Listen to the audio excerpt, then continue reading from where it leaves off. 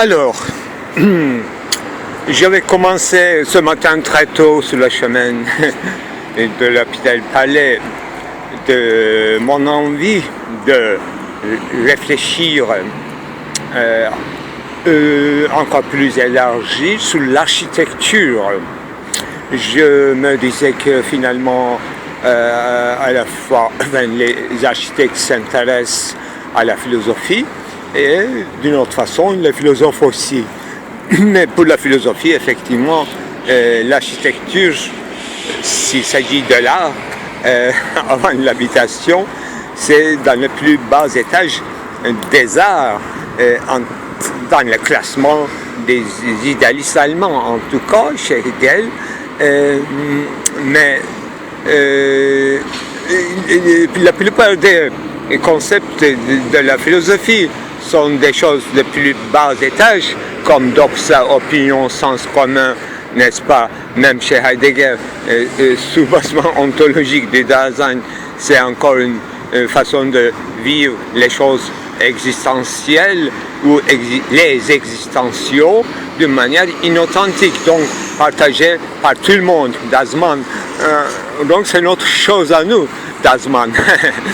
Le on dit, ce sont comme des bruits, des bruissements de langage inaudibles, mais seul le philosophe peut les déchiffrer. Donc, il n'y a rien de considérable au niveau architectural, sauf il y a 2 jours, je me suis promené par exprès, n'est-ce pas, aux alentours des murailles de Constantinople, construites par les Byzantins et gardées, malgré leur conquête, par les Ottomans, qui sont là depuis au moins 600 ans.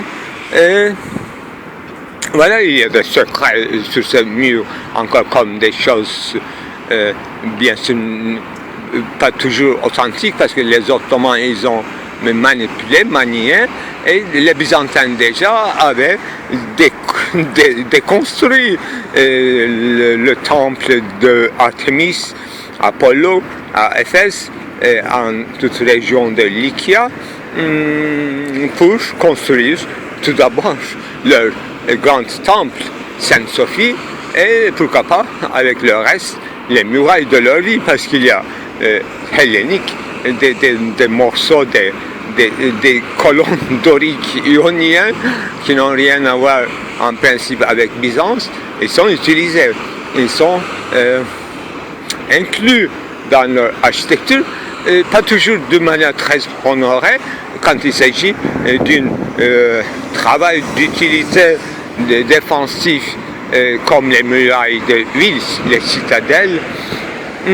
Voilà, je me disais qu'en fait, mais à côté de ça, le quartier actuel même, qui s'appelle Yedikule, que j'ai tant chanté, cette tower, cette tour, effectivement, c'est un quartier habité, animé par les gitans et les Lévites, et aujourd'hui par les gens de sud-est de la Turquie, donc les Mardiniens avec les Arabes et les Turcs d'origine arabe, etc. Et toute obéissance confondue, il y a beaucoup de présence des églises et des monastères, ils sont fermés sur soi comme un temple de Jupiter, dont l'activité est interminable, qui perdure pendant des siècles, malgré que c'est effondré sur soi, etc., en me renvoyant à cette image impossible, touchant, tordant le cœur et les tripes de Margaret Yourcenar, n'est-ce pas, dans la mémoire d'Adrien, ce temple de Jupiter, dont Antinius et Hadrian font une visite pendant leur campagne militaire, excursion, etc. Mais ce matin, comme j'ai perdu mon enregistrement par accident, Donc je devrais rester fidèle, reproduire mon discours. Je me disais qu'en fait, les choses de plus bas étage de la société, c'était le titre de mes séries d'enregistrements d'il y a 3 ans. J'étais à la recherche de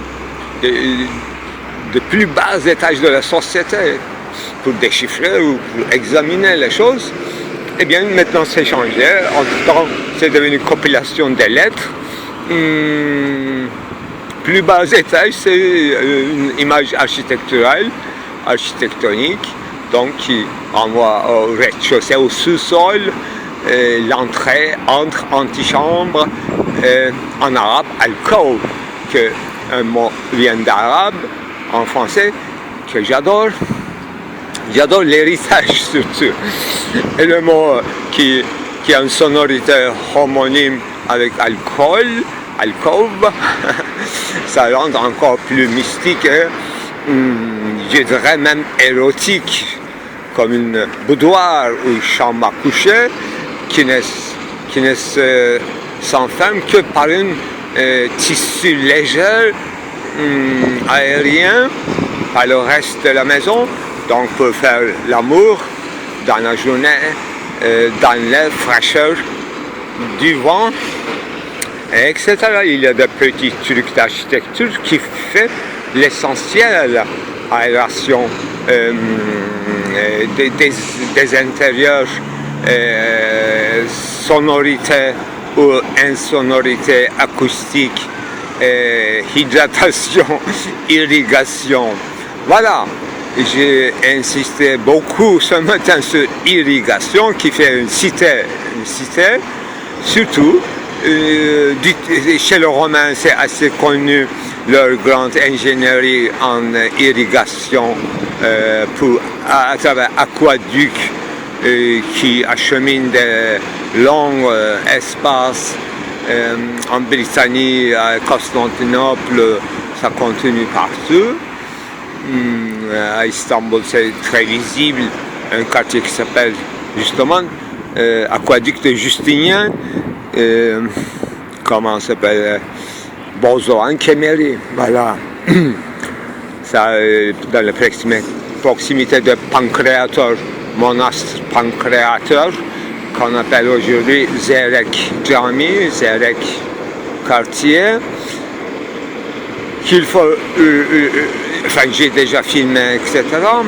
Bon, donc irrigation et les villes, donc un certain projet d'aménagement de la territoire, dont le plus grand exemple pour moi, c'est pas grec-romain qui va plutôt vers l'étendue, en largeur de souveraineté comme ville, mais je prendrai comme exemple, en me renvoyant à ce titre de compilation de lettres, à la civilisation tamile, Inde et sud-est de l'Asie, et surtout la ville mythique pour moi et pour tout le monde, Angkor ou Angkor.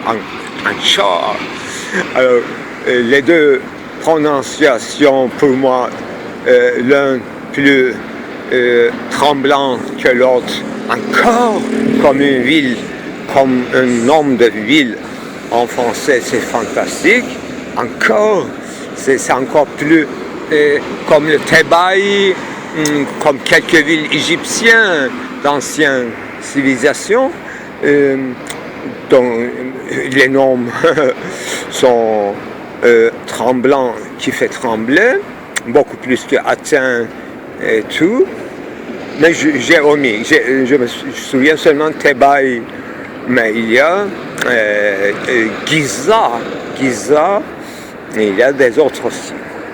Giza, en arabe, si c'est arabe, effectivement, c'est antique. Et le mot Giz, ça veut dire mystère.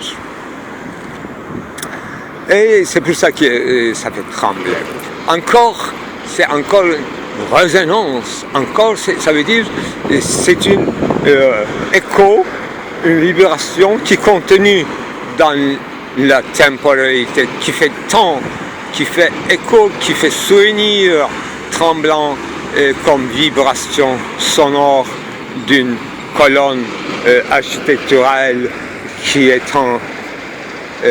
comptée par Hegel, donc une masse pierreuse devient la sonorité, donc spiritualité le plus haute, gardée dans la mémoire, intériorisante et intériorisée, et la chose pierreuse reste animée par le vent, par les sifflements des grandes phallus mortes pétrifiées qui réanimeraient par la force des vents. Donc par le souffle de l'esprit, par la bouche, par la respiration tremblante d'un être vivant qui se vibre, un animal humain qui va manipuler ou qui va se reposer dans son ombre, donc dans son encore, dans ses redoublements, dans ses multiplications en images, etc. Quand j'ai des vibrations, ça concerne aussi les images mentales, les images pierreuses, les bas-reliefs, les incisions véritables sur le corps, sur la chair, sur la peau, en tant qu'écriture et mémoire, donc circoncision, tatouage, ornement sur l'objet du quotidien, objet d'ustensile, interminable pour moi, l'architecture décousue, donc déconstruit. Tout objet de design, tout objet qui porte encore l'empreinte de humaine, donc son signature digitale, c'est-à-dire le droit comme le droit juridique de l'homme, un pouce qui pousse sur le terre moulé tant qu'il est élastique. Voilà la vibration sonore de nos villes actuelles. Il y a un tintanement qui se répète exactement comme écho. C'est un martèlement continuel, un marteau sur la civilisation postmoderne. Alors, Nietzsche déjà disait qu'on ne fait que la philosophie avec le marteau. Hein. Ça, le marteau, c'est pas sur ma tête seulement, sur la tête de tout le monde aussi. Trop, c'est trop. Voilà. J'avais enregistré donc à peu près 14 minutes, j'ai fait mon devoir, mais encore, irrigation, ça manque encore. Irrigation, donc une site gagnée sur la forêt, une clairière, une ouverture des arbres, disons, déforestés, gagner sur la nature. C'est ça qui est fascinant, parce que nous connaissons le reste de l'histoire. Ces villes-là, ils sont regagnés par la nature et par une nouvelle habitat et nouveaux habitants qui sont des véritables habitants finalement, qui sont des singes, des animaux. Ce sont des villes actuellement archéologiquement habitées par l'animal, par la bête, par la faune. Et il y a même cohabitation de l'animal et de l'homme en toute Inde, sur la place publique, dans le marché, dans les résidences, dans les balcons, dans les terrasses, dans les étages, sur le toit, dans la chambre à coucher, dans la salle de bain, dans la cuisine, dans les antres, dans les rez-de-chaussée, voilà, partout, il y a des singes. Il y a une cohabitation qui me fascine. je suppose que c'est pas facile de vivre, mais pour nous, que je n'étais jamais là, en présent, même pas en Gibraltar, qui existe le même phénomène, observable quotidiennement. Peut-être 5 fois par jour. Mais une colonie anglaise en Espagne ou en Maroc, c'est bizarre, qui a un nom. Gibraltar, c'est un nom, bien sûr, en arabe. En turc, c'est Jebel-i Tarık. En arabe, Jebel, à ma connaissance, veut dire la montagne. Et que veut dire montagne de Tarık? Ça, il faut le vérifier. Je ne connais pas l'histoire. Mais Jebel, ce n'est pas un mot neutre. Qu'est-ce qu'il y a à Maroc comme Jebel? C'est Atlas, les montagnes en série d'Atlas, sur laquelle le monde même s'est suspendu sur les cornes d'une grande ox, écus en turc, ox en anglais. En français, ça devrait être veau, et non pas bœuf peut-être. Donc, les cornes d'un veau, qui tient le monde entier sur les montagnes d'Atlas selon la légende grecque, apparemment. Très archaïque. Alors, tous ces mots sont précieux pour moi, surtout ox, pourquoi? Parce qu'il y a une formule en anglais qui va me revenir, un ox, un truc populaire, peut-être irlandais, un ox concernant un âne. En anglais, qu'est-ce que ça veut dire un âne? C'est pas monkey, singe, mais monkey, il y avait. Voilà, quelque chose comme monkey. Donc, l'âne, pour moi, le mot en français, l'âne, ânesse, c'est très riche et très paysan, très malheureusement érotique, qui renvoie à phallus tout de suite, et à une certaine sobriété de l'âne comme caractère humain et animal, sobre comme une âne. Ça renvoie directement à la vie monastérielle et à nos chers apprentis de prêtres et de prêtresses qui sont dans la proximité des ânes. Donc j'avais, je crois, par inspiration de l'anglais ox, par une dichotomie de ox et âne, j'ai écrit des poèmes sûrement que je ne me souviens pas. Voilà. L'animal, donc, il faut penser aussi, parce qu'on a pensé circulation de l'air, irrigation. Donc, aquaduc, toute une circulation et la présence des animaux dans un champ agricultural gagné de la nature et regagné par la nature est impensable sans animal, ne serait-ce qu'animal mort, sacrifié, immolé, expulsé, domestiqué.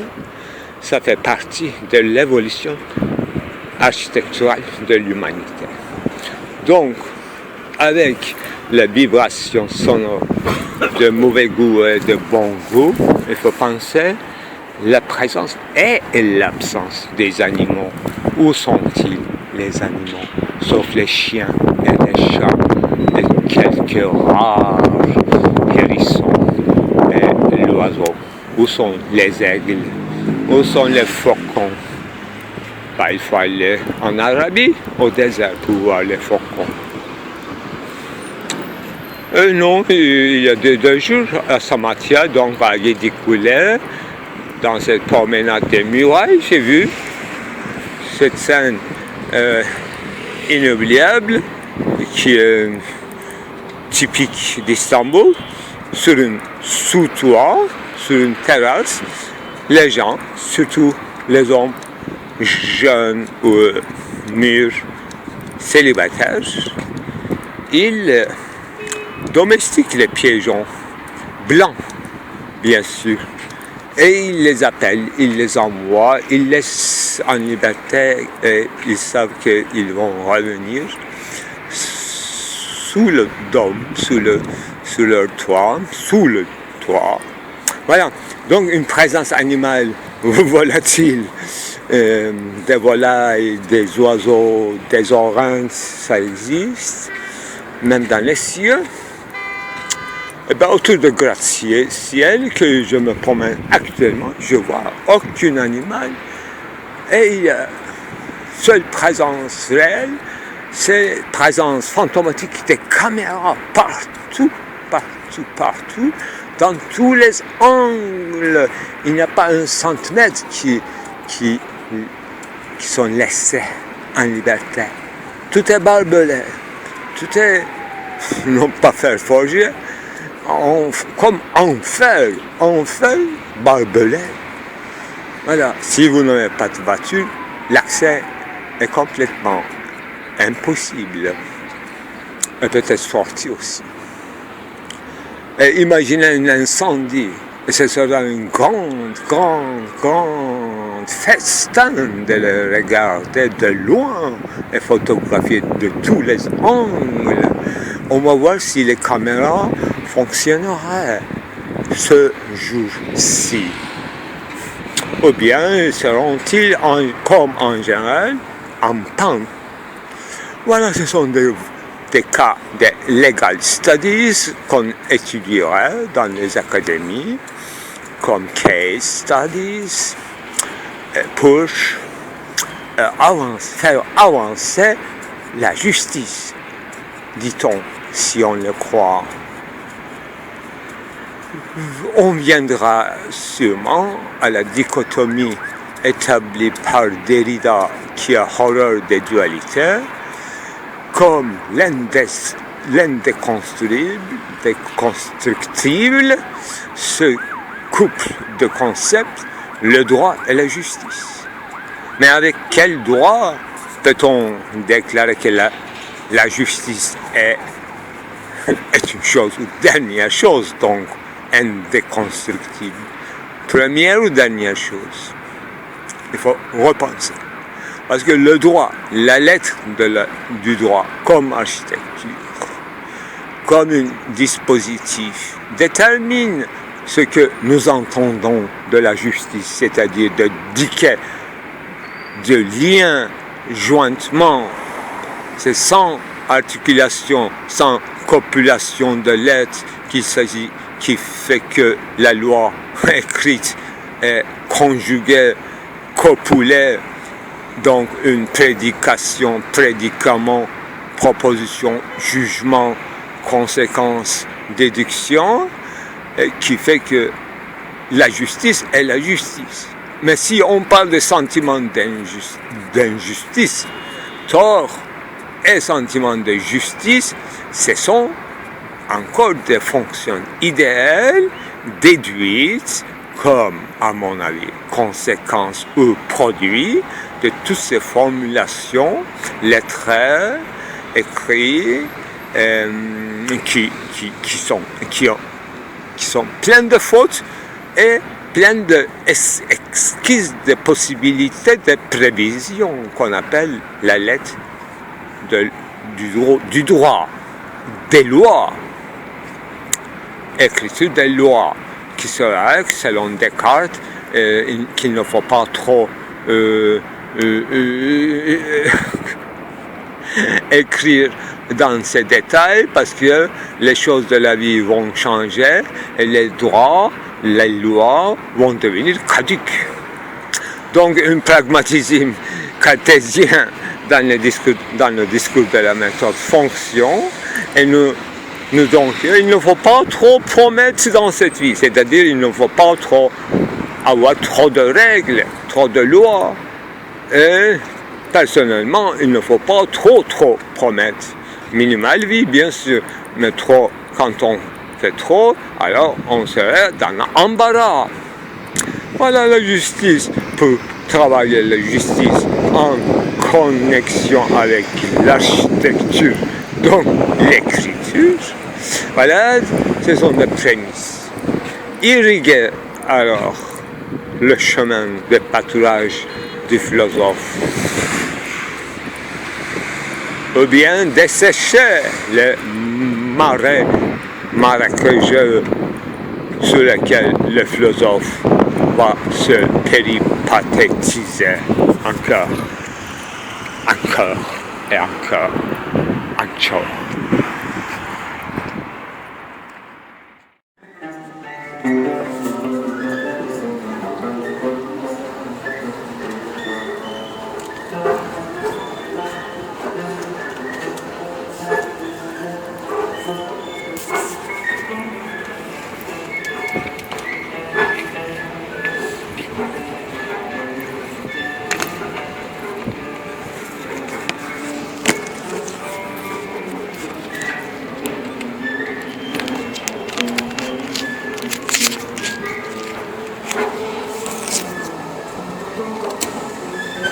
C'est par contre le bruit de monnaie, money.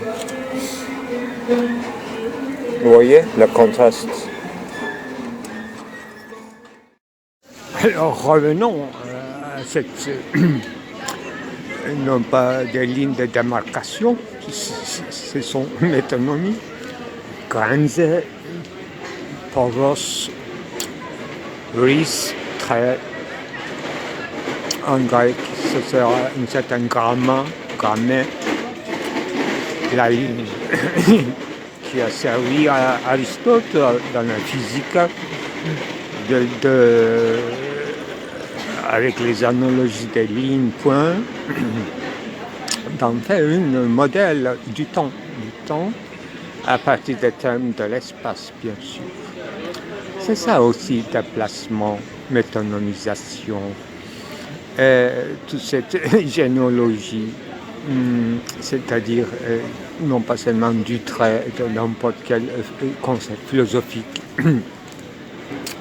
par exemple begriff qui cache les griffes, captare, capteur. Là il y aura une certaine violence de capter, une violence blanche. Toute cette neutralisation, bien sûr, de ce mouvement, ce qu'on appellerait ensuite un mouvement de conscience, réflexion, pourquoi pas méditation, et ensuite argumentation, en étalage. Pas par pas, syllogisme. Donc une certaine neutralisation qui deviendra squelettique, formelle, comme logique formelle. Alors que logique transcendantale, qui aura encore gardé ses liens avec ce processus de schématisation de l'imagination, de capter des images et des appréhensions,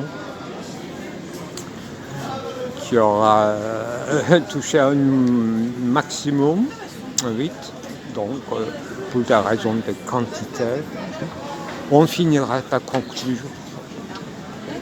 par une compréhension qui sera subjective, mais transcendamentalement subjective, un maximum, magnum. Là, je voulais parler bien sûr de la frontière, de passage de frontières, grandes délimitations, horizons, définition, quitte un concept toujours déterminé, sauf qu'il y a des concepts indéterminés de la raison qui sont des idées. Chez Kant, par exemple, troisième critique. Alors, propriétaire, agentum, garderie, Wahrheit. Sans la garderie, sans un gardien, sans le gardien,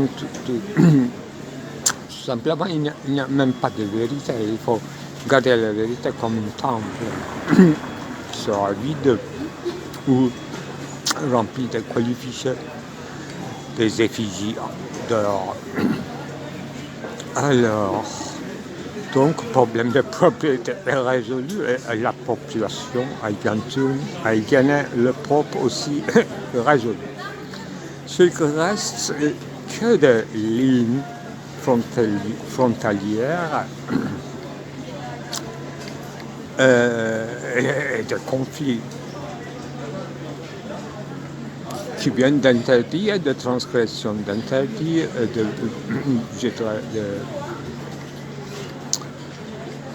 d'une certaine loi qui transpose la loi, comme on a appris la loi, pardon, le péché par la loi, dans le discours de Paulinien.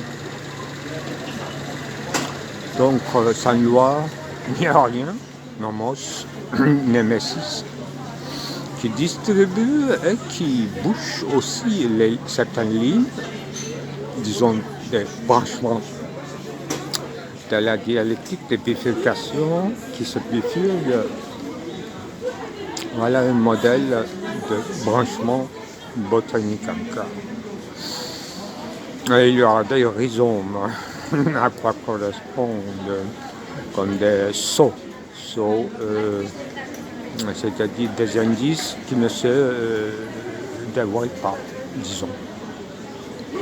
Et il y a des tracés, il y a des traits qui donnent le trajet de leur tracé.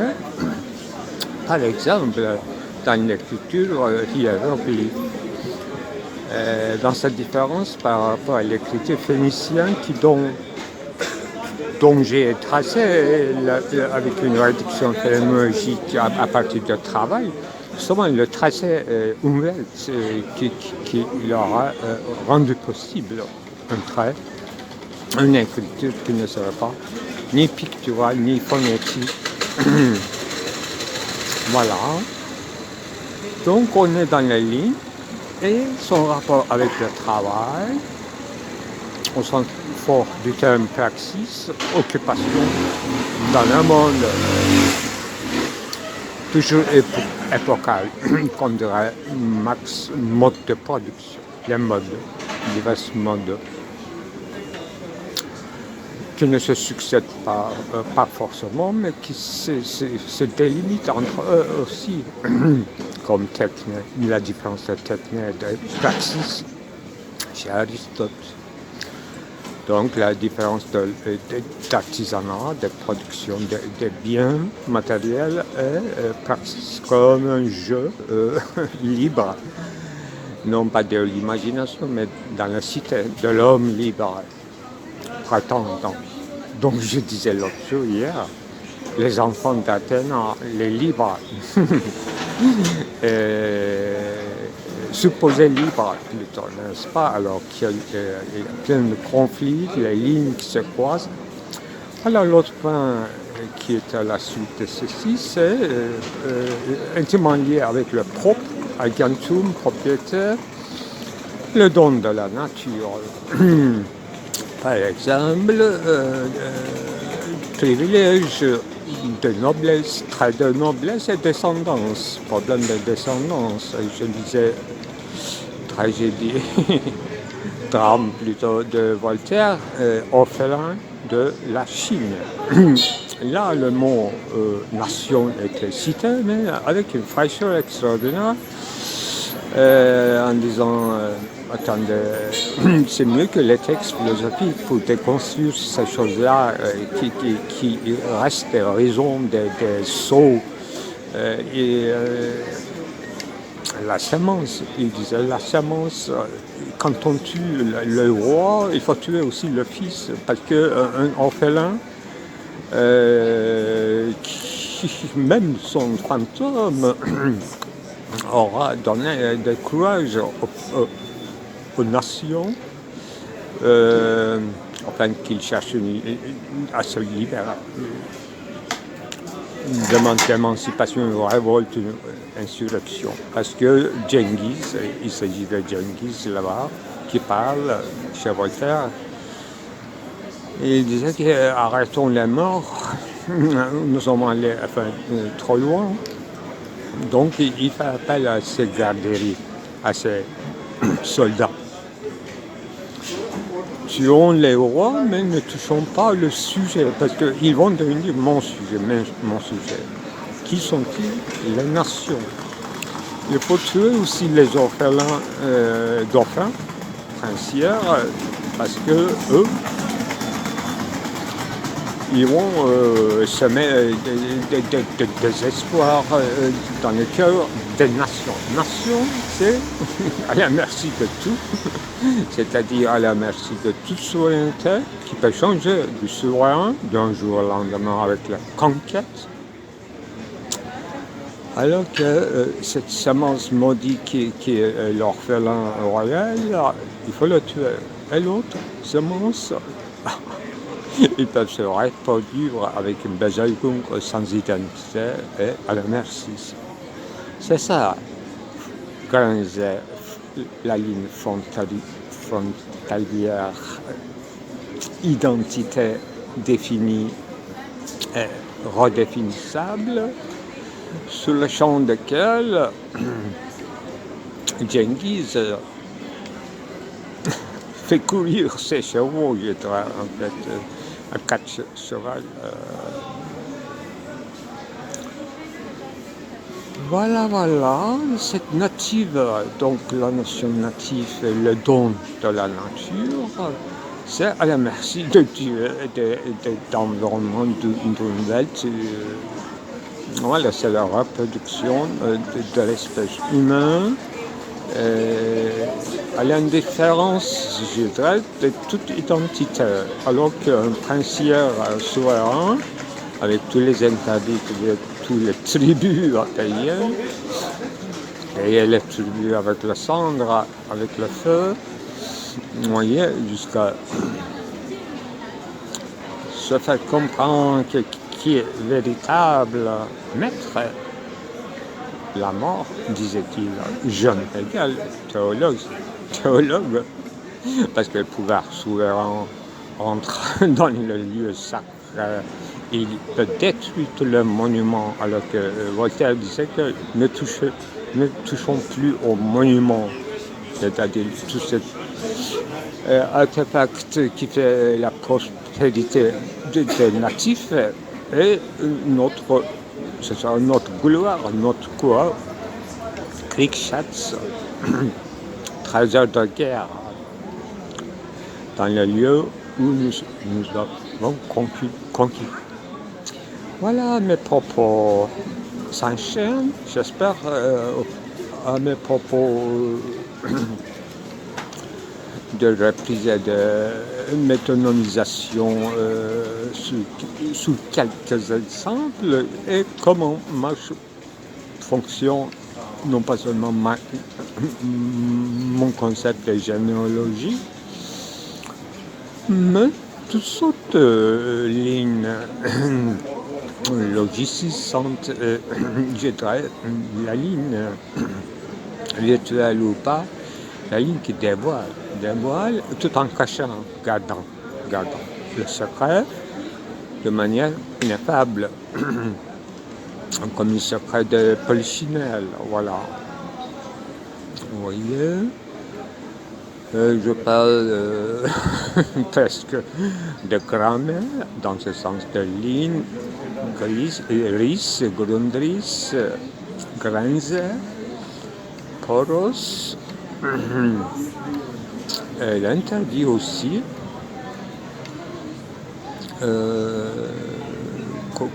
comme des termes justement logiques qui se transcendent,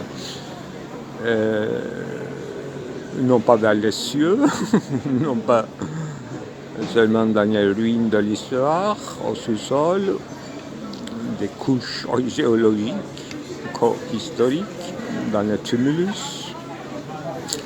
Voilà, on est dans la ville d'Uruk encore, dans le mur qui est au-delà de toute métaphore. Mur, muraille, garderie, Wahrheit, la vérité de la vérité. Ineffable ou bien au contraire, dès que nous ouvrons la bouche, nous ne disons que des vérités sans comprendre de quoi il s'agit. Parce qu'il ne s'agit que des rhizomes, des mots tuent. Là, sigétique, disait Agamben, une certaine méthode de silence que j'applique pas personnellement, mais pendant la méditation, bien sûr, le silence s'impose chez les saints, chez les érudits, non pas érudits, mais chez les initiés, peut-être c'est très utile. Moi, je ne choisis pas me taire, mais de me faire parler, puisque je puisse exprimer comme bedeutung, comme la signification visée. Donc, au-delà de mes visées aussi, je laisse épancher avec un mouvement de débordement, si vous voulez, des vagues, des secousses, si vous voulez. Ce matin, j'écrivais coup, non pas coup de force, ni tout jouet, tout de destin, mais je parlais d'un coup d'amour, non pas un coup d'amour premier, comme premier moteur aristotélicien, mais un coup d'amour sans telos, je dirais, sans finalité ultime. Et dont nous ne connaissons pas la finalité ultime, il n'y a qu'un moi en destinérance, en errance, et qui explique le destin. Je suis toujours dans la thématique du destin, fortuna, don de la nature, don de Dieu, sur lequel on ne peut rien faire que, comme Genghis a prendre la vie, c'est-à-dire donner la mort au prince.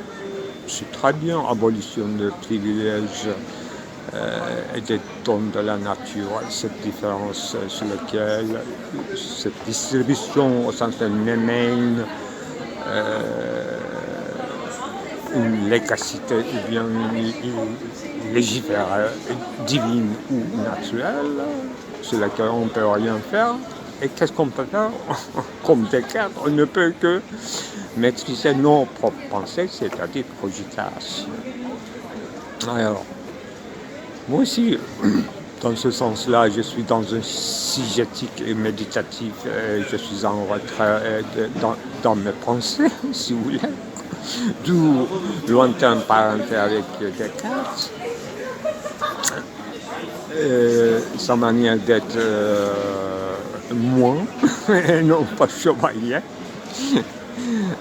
Sur le cheval, je parle de Descartes de manière ironique, bien sûr.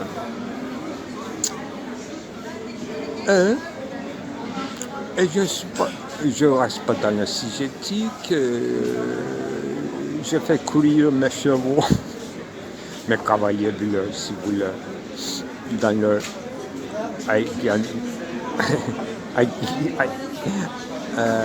dans leur solitude sur les champs, des batailles des autres fois, et dans une havre de paix, je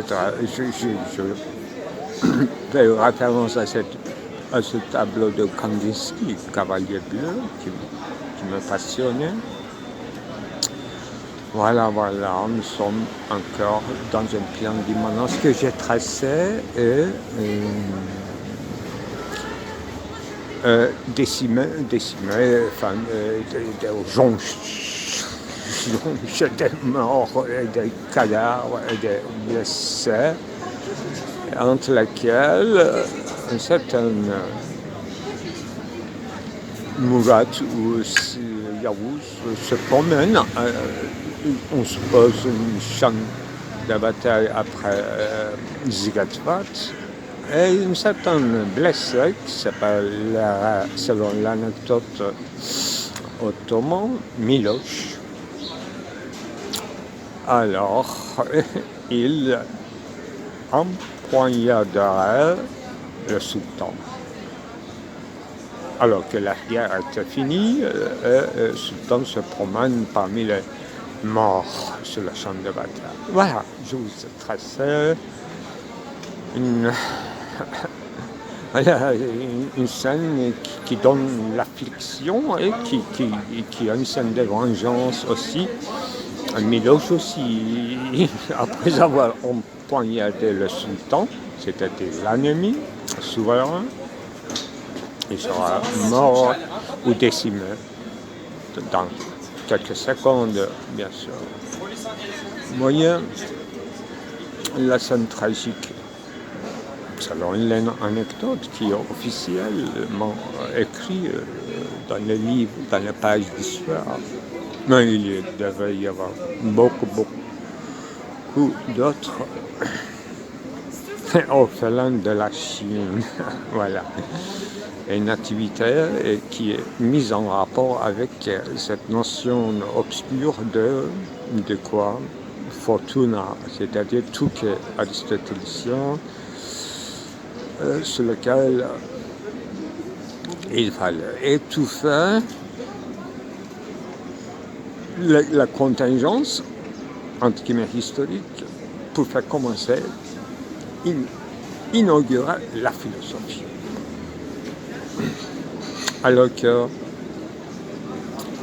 Héraclite, il n'était pas si pratique que ça en parlant d'une certaine habitude dans une équivalence abyssale avec Destin. Destin ici-bas et à la fois tellement impliqué. Vous êtes très impliqué, c'est-à-dire vous êtes enclavé dans vos habitudes, vos mœurs ethos et bien sûr votre caractère, seul caractère, autrement dit, c'est votre destin que vous pouvez espérer le plus. Donc, quand tout ce qu'on peut espérer le plus, tout ce que puis-je espérer, la question fondamentalement métaphysique reste sans réponse, qui est remplie avec une autre réponse, c'est-à-dire c'est un progrès de l'humanité. Malgré ce caractère des hommes, croire à une certaine idée de l'humanité, même s'il n'y a aucun humain qui est digne de ce nom, comme l'amitié. Voilà. Quant aussi avec toi, aporia ou bien antinomie, les idées cosmologiques, les idées psychologiques, les idées théologiques, la question même des libertés qui contredit, n'est-ce pas, dans de la nature, ou la détermination si stricte des grands airs, et l'apodictique, c'est-à-dire la loi morale qui nie, qui peut comme non, en ce qui concerne tout conditionnement, c'est-à-dire détermination. Et je répéterai encore, toute détermination au sens de grands airs, des limitations, horizons et négation, qui dans le conflit, je dirais, source de malheur, tout le monde, et à la fois source de toutes choses, au sens de commencement de l'humanité. Voilà ma façon de parler de l'interdit, dont l'inceste n'est qu'un cas de figure. Et d'où peut-être cette attitude des hommes par rapport aux lois, aux interdits, qu'ils apprient bien, alors qu'ils sont toujours prêts à transgresser, ou bien voilà, autre nom pour problème à ce qu'on avance à l'absence de choses plus essentielles. On avance au devant les lois, les interdits, les signes héraldiques, les symboles.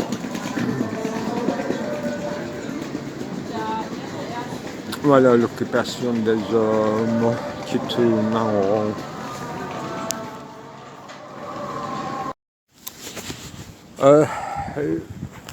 Je murmure presque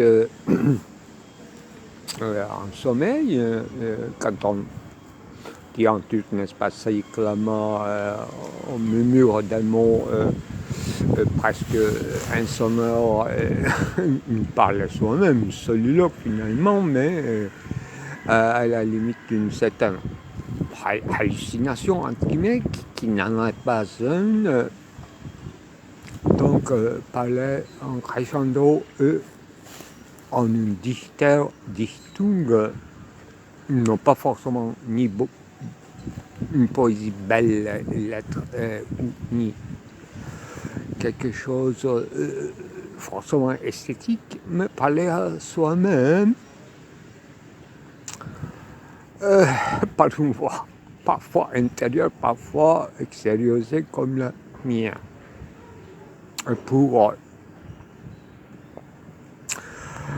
Pour gagner du temps contre le sigétique, qui sera le mot final, silence total. Mais qui sait? Je disais que je me disais que murmurait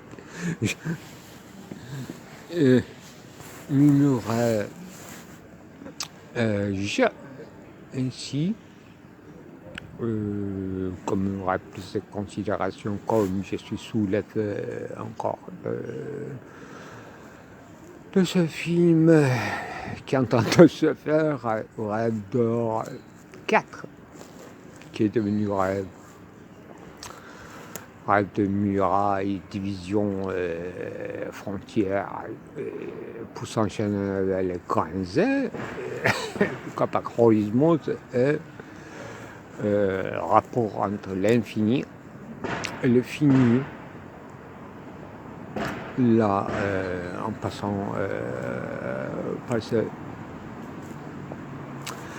ce mythe d'invention d'écriture qui ne sera plus hiéroglyphe, pictural, pictogramme, mais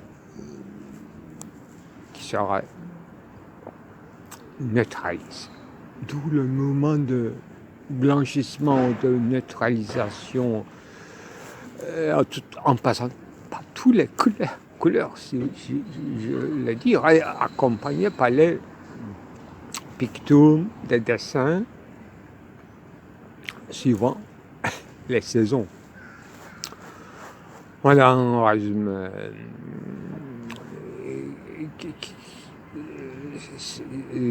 qui touche au magma des choses, si je puis dire, non pas seulement dans l'échangeabilité, substituabilité de l'or, des marchandises ni du feu de consommation qui est quand même abouti à quelque chose à se consumer. Dans quoi? Dans l'unité de contraire abyssale qui serait une certaine...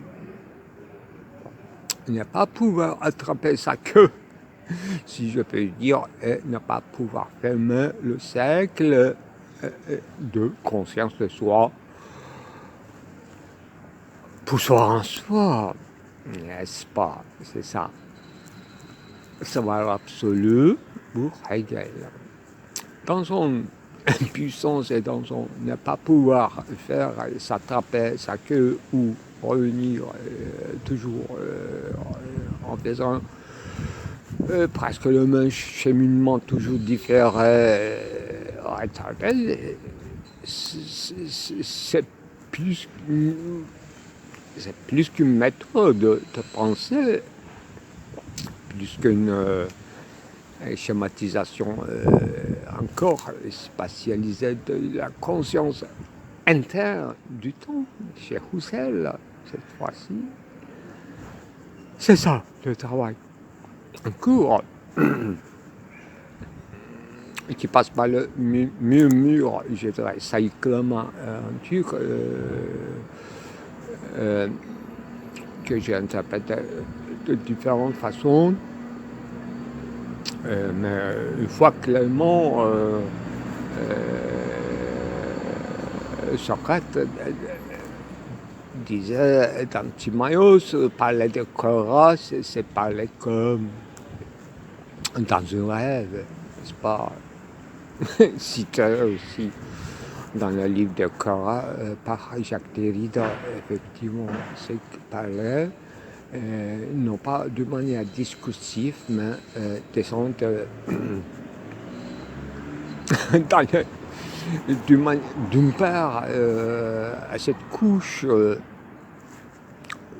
de logos que je disais fluctuant chez Héraclite, qui n'est pas très différent de l'eau aquatique de Anaxagore.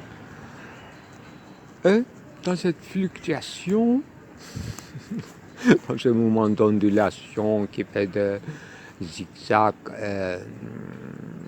des traits, dans les traits du trait, comme des traités, des articles séparés, comme un moment, par définition, kinésie, se déroule leur déroulement, plissement, remplissement, replissement et déplissement qui présuppose de multiplicité des lignes. D'autre part, on fait allusion toujours à l'un, retournant au même été et autre.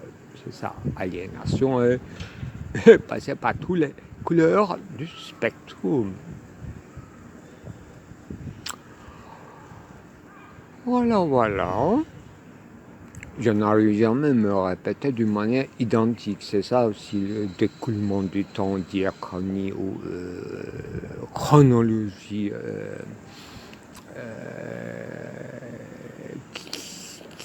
qui nous permettent en tant qu'être fini, irrémédiablement fini, mais qui a trouvé une sorte de point de fuite, une creux dans le mur lézardé, et on essaie de traverser par cette porte étroite qui est trop petite pour notre corporité. Mais dans nos rêves, auxquels je fais toujours allusion, et nos rêveries diurnes, nocturnes, et dans les crépuscules, dans l'entre-deux, dans les limitrophes, dans les frontières poreuses ou fermées, d'où l'image des murailles, les enceintes de la ville, auxquelles Heidegger consacrait quand même un long développement dans son article L'origine de l'œuvre d'art et dans ses annexes concernant son visite à Athènes. Voilà. Les enfants d'Athènes et les non-athéniens et même, j'osais dire, Oedipiens, comme souhaité, comme l'exemple des exemples du refoulement, auto-refoulement et la scène de tous les conflits, envie, désir, partage des générations, surtout quand il y a de descendance sous la figure d'Abraham, Ismaël, Isaac, mais dans le temple, non pas cette fois-ci d'Artuklou, mais du palais de Kubat Abad, de cette bifurcation des générations, c'est-à-dire des prétendants à la royauté, soit à la souveraineté, entre Mahperi Hatou et l'autre Gazi et Gazi. Je pensais il y a une certaine proximité avec le mot Koinuk, qu'on trouve dans le Coran, Holy Coran. Mais ce n'était qu'une idole pré-islamique. Alors, pré-éthiopien, pré-monothéiste ou monothéiste, il y a même des signalités, des envois, des schèmes, structures, non pas préétablis, mais des schèmes, pré-schèmes, qui se développent, qui s'empirent peut-être, qui s'empirent dans la prise dans des empires. De mieux en mieux ou de pire en pire. Voilà, tous les jeux de mots sont faits.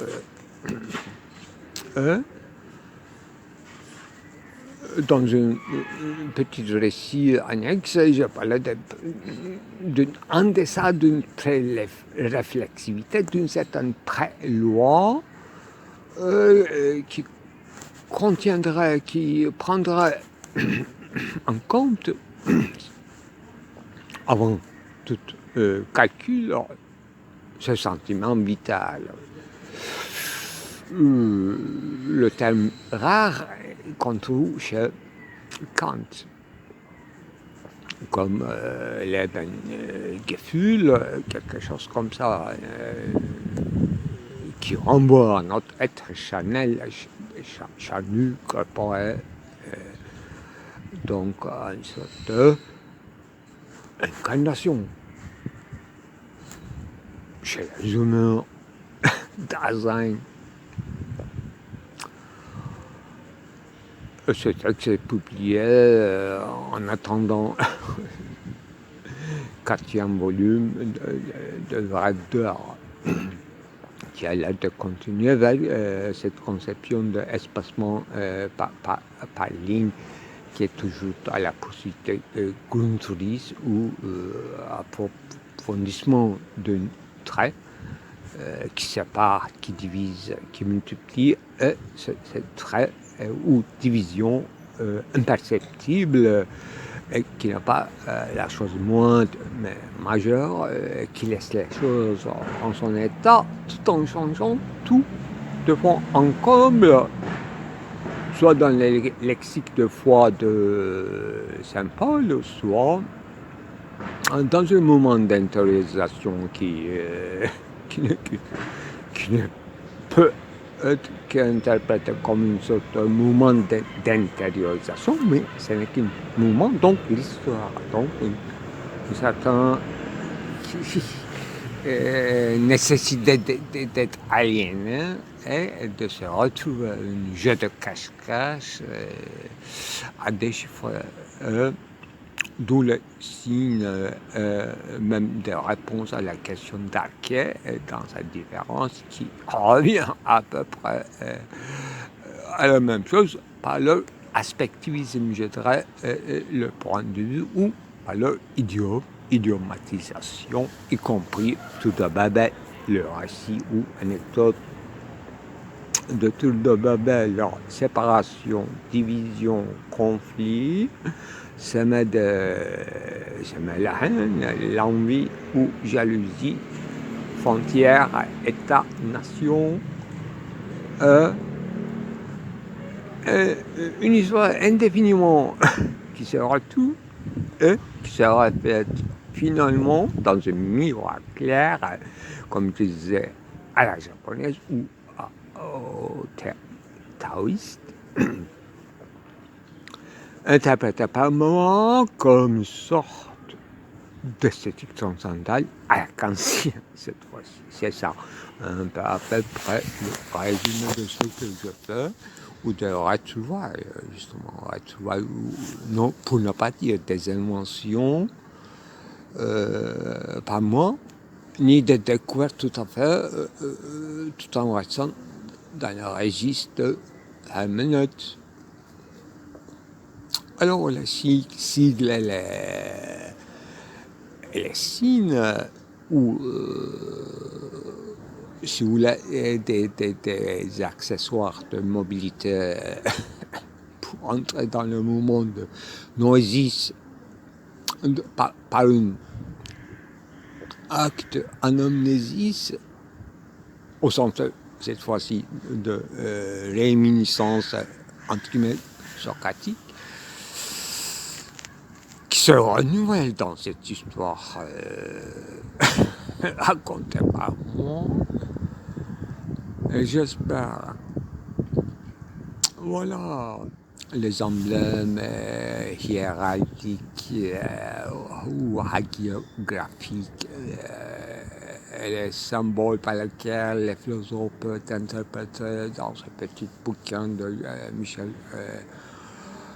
Onfray, qui s'appelle Le crocodile d'Aristote, qui étudie apparemment 34 figures de philosophes avec à travers la représentation picturale,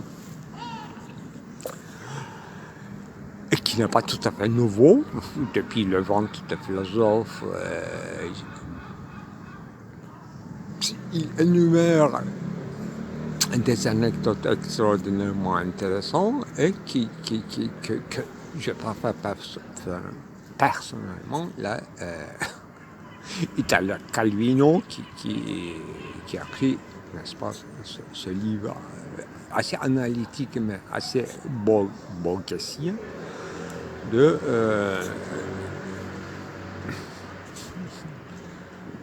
descendre chemin croisé, si je suppose. Donc, frontière et ligne se complique, se détermine par cette croisement de destin, des chemins, des acheminements, si vous voulez, pour compléter la scène, pour rayer toute la scène par des crayonnages ou des bousiller toute la scène pour être encore plus fidèle à l'histoire, à la fois de la philosophie, à la fois de l'histoire elle-même, à la fois comme une genre région de métaphysique spécialiste, histoire de la philosophie. Pardon, puis la philosophie de l'histoire aussi.